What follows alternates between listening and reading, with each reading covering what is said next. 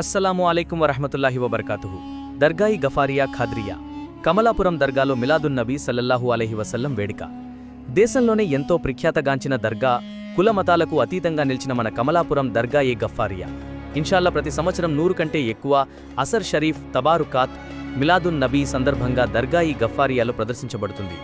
September 4 సాయంత్రం 6 గంటల నుండి రాత్రి 2 వరకు 10 గంటల నుండి బయాన్ ప్రారంభమవుతుంది.